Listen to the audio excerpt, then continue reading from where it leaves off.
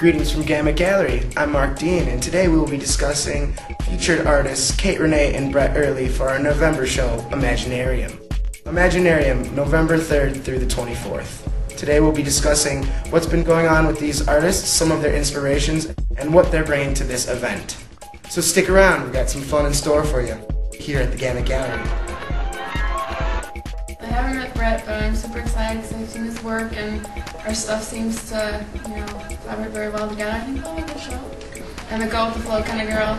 I have a work schedule that kind of inhibits a regular studio time. So when I get the time to paint, I'm in there painting. And I really like to work at night. So if it's, midnight, 1 a.m., that's my best time to work. Yep, that's definitely prime time. I'm a very organized person, but my art studio is a disaster, like most artists.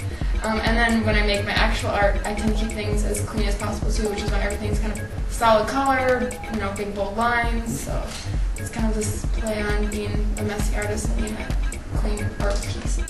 Well, the Trolls are kind of based off my childhood. I grew up in the 90s, so I had like the Cabbage Patch Kids, the Polly Pockets, and the Trolls. Since they kind of were cute and quirky, I figured it'd fit into my theme as an artist, and I made 6 Trolls, all multicolored with the gem belly button and the funky hair. Kind of in relation to the 90s work, I have my E.T. Bake Oven.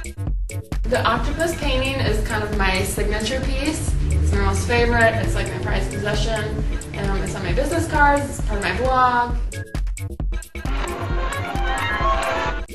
If I'm kind of creating something new and like messing around with a different medium, or just to flex those muscles, those heart muscles, like I'll definitely get a little more messy. But when it comes down to brass tacks, I'm pretty clean with it. If I start laughing while I'm working on it, I'm probably doing a good job, or I'm pretty excited about it. A good portion of my work actually I'm making specifically for this. There's 2 guys. There's this like big blue yeti and this kind of brown monster with horns that shows up a lot in my work. I wouldn't say they're like opposites, but they're kind of 2 sides of that like spectrum of monsters. One's the silent, quiet, still gentle, but like definitely like kind of the big silent type, and then the brown horn monster is kind of the more gregarious, very much the more the life of the party, more the juvenile prankster.